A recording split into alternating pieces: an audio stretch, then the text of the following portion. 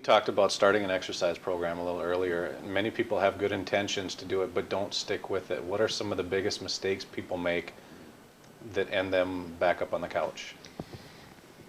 The most important thing that I always communicate with the people that I work with is what brings them to me and what is it that motivates them. Because motivation is short term. People can get motivated, to go to a wedding or go to a high school reunion. What happens when they hit that goal?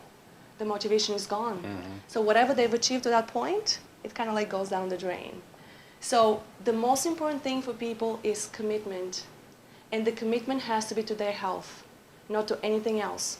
Because if you think about all these reasons that people come up with, to start an exercise program, they don't change their lifestyle. Oh yeah, they increase exercise, but they still eat the same. They still earn the same amount of stress. They still don't sleep enough. They still don't rest enough. They go through exercise regimens when they challenge the body too aggressively and the body gets inflamed, so they cannot really achieve the results they want to achieve, and they eventually at one point they collapse. So the main idea behind achieving your goals with exercise is your commitment and being committed to the right goal and to the right idea, which is ultimately your health. What are some of the more common conditions that you see in your practice, and how successful can those conditions be treated? I mean, I have seen really a lot of different injuries and different conditions. I mean, we see a lot of people with spinal injuries.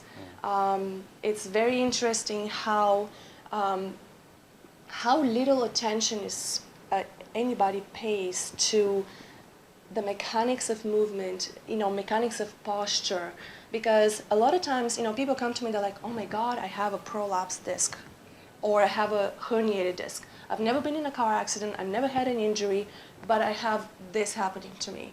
And, they go to the doctor, the doctor says, well, you have to have a spinal surgery, and nobody down this chain addresses how are they nutritioning, because, I mean, here's the thing, high sugar-based diet is going to create inflammation in the body. That inflammation in the body is going to create weakness in the tissue.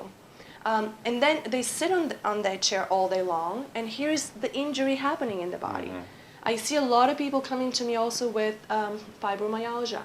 That is another one that is strictly food related. A lot of allergies to dairy or gluten that are not detected. And, people ache and hurt all over. And, they put on medication, and that cycle just kind of like really starts to spiral down.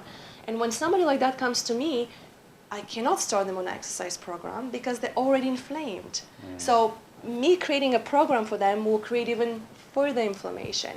So this is where it's kind of like, let's address what happens in the body first and then start from there. Another interesting issue that I see a lot is joint replacements, and how, a lot of times people feel like, oh yeah, I had the knee replaced, so I can go and do whatever I want to now. There is a limitation there. That joint is artificial now, so there will be structural limitations that we just have to respect, and that's all it is. We have to respect the body's ability to do things, and but it's really interesting work, to be able to work with all these different conditions and help people.